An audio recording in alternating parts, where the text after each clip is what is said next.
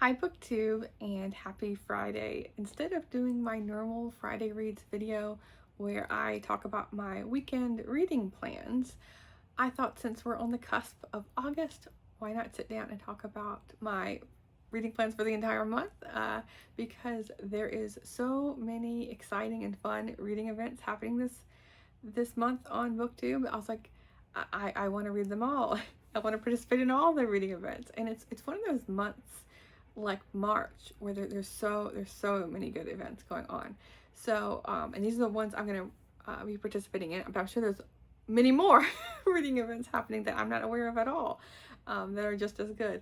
But one that's been long running here on BookTube, and that's Garbaugust, where you read garbage books. That's lots of fun and lighthearted. And then there is Oldest August. Elizabeth over at Lizzie Faye Loves Books did a recent video announcement of that, a returning reading event. And it's where you read an oldest book or one of the oldest books on your shelf or on your Goodreads shelf or your library account or what have you. And then there is Faulkner in August, a reading event that I've been aware of but I've never participated in. And so I'm going to be doing that. And then there is Short Story Summer. And that's the one I'm probably has my full attention, or the most of my attention. It's where you're reading a short story, at least one short story in the month. I'm going to be trying to read at least a short story a day, if not more. And I've pulled as much as I can from my shelves behind me. And before I go further, I'll say I will leave a link in the description below to all these events, and at least the main host for all of these events, because I know there's some of them quite the number of hosts as well. But yes, so I've pulled as many books as I can from my shelf to fit the reading events, but we will dive right in. So for Oldest August, this is probably not I don't keep track exactly of when I got each book, but I know this book has been sitting on my shelf for a number of years. And it's fitting because I live in Oregon and it's the summertime right now. So I'm going to be reading The Oregon Desert by E.R. Jackman and R.A. Long. And here are the authors on the back. When I was reading the biography just now about what it was about, it said something about how each chapter, there's enough material in each chapter that for a TV writer to set up a series for years to come. And so I thought that was kind of funny. And so yeah, here are the authors here. And I've never heard of either one of these, but I have seen this book in a number of bookstores here in Portland. And I need to get to this. And so it's been on my shelves, I feel like at least 2 years. So time to read it. And then for Garbaugust, we all have our own interpretation of garbage books, and that isn't that terminology I always have a problem with, and I feel like other people do as well, because it doesn't mean these are bad books or anything like that. But I took it as I feel like I have interpreted in the past, of endlessly long-running series. And so I went with a throwback of mine, Sweet Valley High. The next book in the series, I've been reading these in order, is Malibu Summer, and it's following two twin sisters in Southern California with their soap opera-like drama in the Sweet Valley. And so here's the next one. And then I know last year I was reading a couple other spinoffs, like the first books that I owned of those spinoff series. But this is one I've acquired since then. I have the first 3 books, I think. The Unicorn Club. This is the book 1, Save the Unicorns. I never read this as a kid. I never heard of it. But this is about, it's finally a group of people that aren't all mentioned in the Sweet Valley series, but a couple of them are. Lila seems to be like the ringleader of this group, and she is, or one of the ringleaders from what I can tell from the back, is like the richest girl in the town. And then Jessica is one of the twin sisters, and she is in a lot of the sorority events and cheerleading and all of that. And then I have some more throwback books. This is book 145 in the series, the Sweet Dreams series. This Time for Real by Susan Gorman. I read, I think, 1 or 2 books in the series. I just pick them up here and there whenever I see them, and they're all part of these old like Bantam books. And so whenever I see something like this, it always reminds me like the Sweet Valley books that I grew up with. So yeah, these caught my eye. Yeah, Sweet Valley, Sweet Dreams, same kind of thing. But this is following Jody, who likes a boy, and she's trying out for the theater group, and he's making fun of her. So we'll see how that ends. And then this is a part of a series, but it looks like a fun YA book from the 80s or 90s. When did this come out? It came out in 1971, but this edition is from 1988. Just Dial a Number by Edith Maxwell. And I like how it has the old telephone, the spiral telephone cord. I had the number of phones that had, quite a number of phones that had that. It says, a prank phone call leads to terror. It says, someone tried to kill me. So we'll see what that's about. And then some other YA. Somehow I'm thinking all these Garbaugust books are YA books. I'm just now realizing. There is another one I forgot to include a picture on my iPad of. And I just now thought of it as I'm talking about how these are all YA. Is another series, a long-running series that I've been reading every Garbaugust. And it's a series I read when I was in high school. Was the Janet Ivanovich series. It's a Stephanie Plum murder detective series in a way, where she is a bounty hunter, and she gets into all sorts of hijinks.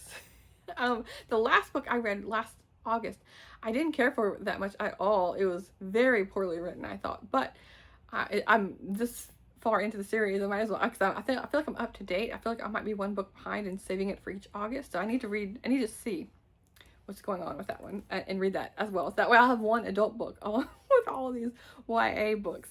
But anyway, the next one is another Bantam paperback, and this is the Love series, the Love Stories series, a super edition, Love Happens by Elizabeth Chandler. I got this from a little free library, and there's a step back here of them too.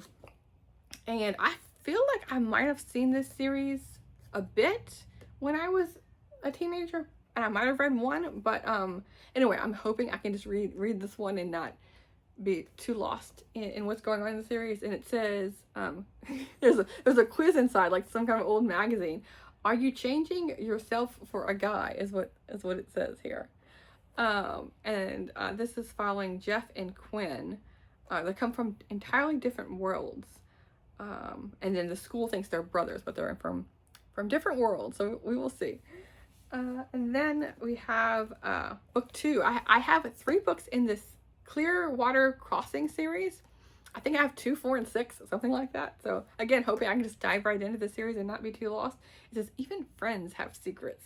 And this is Clearwater Crossing. This is the series title, but the book is called Reality Check, and it's by Laura Peyton Roberts. And these just look like lots of fun. It reminds me of like some kind of TV series on like WB or like ABC Family. I remember I grew up watching both of those channels on TV, and this came out in 1998. So yeah, the fun teenage drama. I'm gonna have lots and lots of fun with this. Okay, so we've covered Oldest August and Garbaugust. Now going into for the Faulkner in August, I am going to, because it's one book. This is, I think, was his debut book by William Faulkner, Intruder in the Dust. And I like this old-timey cover. It says, the superb novel of murder and violence in a small southern town by one of America's greatest authors. So I have read As I Lay Dying and A Rose for Emily. I don't know if I read anything else by Faulkner. Nothing's coming to mind, but I really did enjoy As I Lay Dying, actually, once I got into it. So yeah, I feel like Faulkner is another one of those authors where I could there's a plethora for me to get to, like Absalom and A Light in August. Is that another one? So if I like this one, then I could easily see myself diving more into Faulkner. And then for short stories, I have I feel like countless number of short story collections that I want to get to. And so the first one is one that I have been reading ever since, I think, the Mammoth, March of the Mammoth. I picked this up like I think April or the end of that month or April 1st, because it was a mammoth, but it was when I knew I was going to continue on. And this is A Century of Fiction in the New Yorker in 1925 to 2025. So it's really too bright. I have been reading this each day. And then in July, I put it aside for a bit, not knowing short story summer was coming, but perfect time to pick this back up. I'm about a third of the way through. Each story is from a different author throughout the time, so you're slowly getting closer and closer to 2025. And I'm highly enjoying this. I feel like this is a really good collection. Some of them I have read before, and a lot of the authors I recognize, but a lot of it is new to me, and it's really inspiring me to pick up so many of the author's works. And so I wanted to start my to be read pile for short stories summer with the one I'm currently in the middle of. And then I have, we'll just keep going with the ebooks before I go to the books that I own. John O'Hara, The New York Stories. I've heard of this author. I know he's written, I feel like he's a known like modern classic author, but I need to know more about him. I know, by the way, a lot of these I know nothing about, like the tone or what they write about. I don't know anything except like I recognize the name and know that they're good authors to read. This is okay. I just said that, but the next one is one I've read a lot of these the author's books, and this is Fanny Flagg, Something to Look Forward to.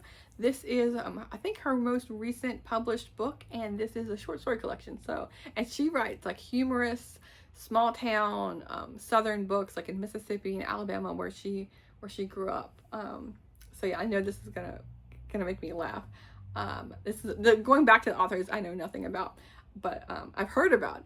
Always wanted to read that kind of thing.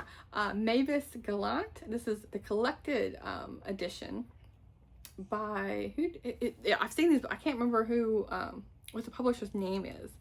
But I've read all those books on ebook. But I've seen them on people's shelves and seen them in bookstores too. They all like match, their spines and everything match, and they have a specific look on the cover.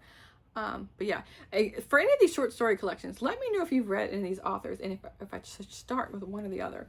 The Collected Stories of Elizabeth Bowen. Now, I think this author is also in this edition, whatever this is called.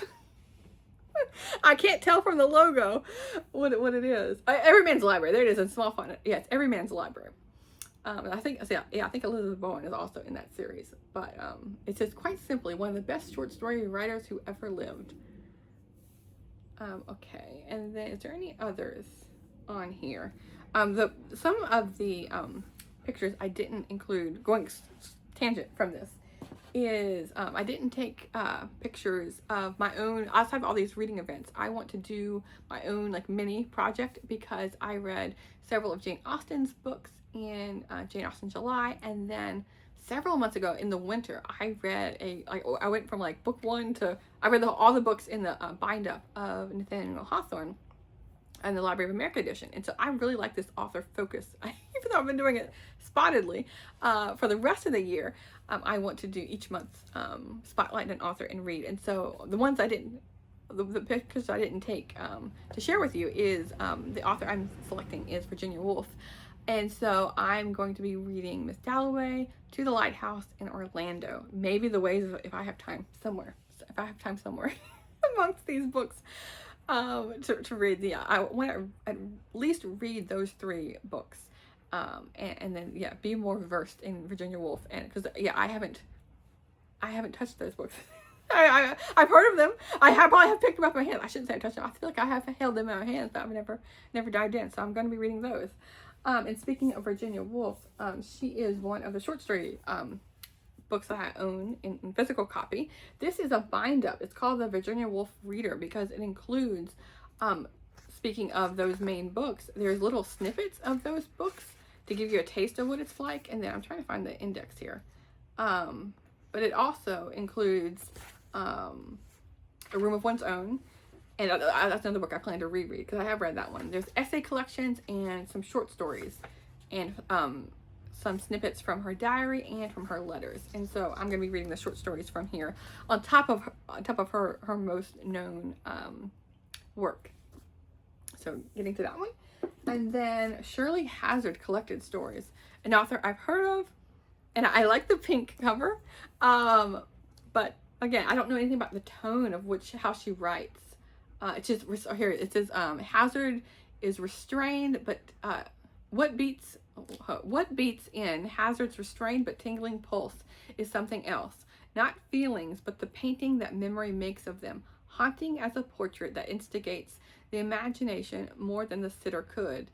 Her sentences are insidious strokes of a finely haired badger brush. That is quite the blurb by Richard Eder from the New York Times. Interesting. So yes, looking forward to this one. And then I have the collected stories of Catherine Ann Porter. I've read a couple of her books, her short stories. I cannot talk, but I have the entire collection here. Then we have an author I am familiar with. I've read, I feel like almost all of, I shouldn't say that. I've read a lot of his novels, but this is a short story collection, The Woman on the Wall, and here's the author on the back. He has written many like Western themed kind of books, but the one I'm thinking of, I think, is it Crossing Safety, the one that takes place in the Midwest. But the short story collection it's written during World War II, and it's immediate aftermath. The 18 short stories move from women to war and back again, but it is the women who remain central.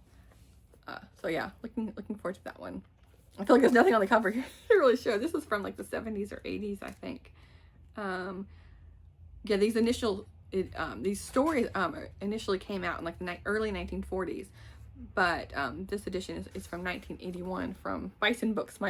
I was mentioning before, I feel like on June on the Range, I have so many books published by Bison Books. You just see the little bison on a lot of my books. Going back to like a Garbaugust kind of book, when I was looking through all my shelves for short story collections, most of them were in one area where I keep my classics, but this is one I found when I was looking at the YA books. This is a short story collection. It's teeny tiny, but somehow there's a collection of stories in here. It says, I love you, I hate you, get lost. And this is one of the old Point books, and it's by Ellen Conford. And look at this cover. Like, my goodness, the hair and like all the hair products that you got to spray in to keep it that volume. But this came out in 1994, and there is 7 short stories in here. It says, Life, a bed of roses? Yeah, right. So yeah, this counts for short story summer and Garbaugust, the two in one. And then I have 2, I think these are short stories. I've never read Rumpole before, John Mortimer Rumpole and the Golden Thread, and Rumpole for the Defense. But I have these 2 different kind of editions here. This one looks very old and creaky. I got it from a little free library because I've heard of Rumpole, never read them. Now's the time. And so yeah, there's like, I don't know, 6 or 8 or 10 or so stories in each of these. And so if I like one, I'm gonna read the other. So yeah, but yeah, let me know where I should start with some of these short stories. Okay, so for my plans, I'm gonna continue reading the how I'm gonna tackle this. I feel like so I'm going to be reading this every night like I have been, but instead of saving all of these short stories for the end of the night, which I typically do for something like I have like ongoing like this, where I'm just reading a little bit each day, because I typically have one book that's like my main focus. So I'm gonna carve in some time. So but I think when I have the time is what I'm thinking. So instead of spending 3 hours or so on a book, I'm gonna be doing like an hour and a half of like my main fiction or nonfiction, and then an hour and a half plus the hour at night. So 2.5 hours a day is what I'm thinking to do for short stories, because I'm just loving this idea. When I heard the idea of short story summer, it just sparked something in me, because I always read a couple short story collections each year, but I remember when I think of short stories initially or essay collections, I always like think back to college days or high school, where you're focusing, you're always given these little short books or short stories to read for tests and things. And that was my introduction, I feel like, a lot, like all of us, to short stories. And but it was around like 10 years, 15 years ago, where I really dived into reading short stories for fun, and really enjoyed the experience. I started with authors that I read their novels and really liked, kind of like the Wallace Stegner, where I read a lot of his books and like, oh, he wrote a short story collection. Okay, I'm going to grab that and read it. So that happened to me with Shirley Jackson. She's one of my favorite, the all-time favorite for me, I feel like, for horror, psychological thriller books. And so I read all of her novels, and then, oh, she has, of course, she's known for The Lottery. And so I dived into reading all of hers. And then from modern day, I was reading George Saunders. He has written quite the number of short story collections, and really enjoys, like, his ideas and what he comes up with is so interesting. And so those two authors is really what sparked my love of short stories and revived, I feel like, what the high school and college years was kind of crushing in a way. I say it was like nonfiction. I feel like, that all that gets a bad rap because of like the textbooks, the heavy textbooks and boring, dry textbooks that we were reading. And so that just makes you never want to touch any of those kind of like, for extracurricular, I mean, for your, I can't think of the right word, but instead of like it being prescribed reading, it's something you're voluntarily going to pick for enjoyment. That's going to like sway you from doing that. And so I just want to speak a bit on where I am coming from with short stories. And so anyway, that's my plan, my way of going to tackle this. Like, it's a job that I'm assigning to myself for fun, basically. But wish me luck, and let me know what your plans are in August, and if you're going to be participating in these events and what have you. And let me know if you've read any of these short story authors, because a lot of them I know their names, but that's about it. So I might need some guidance there. But I will talk to you soon. Thanks, BookTube.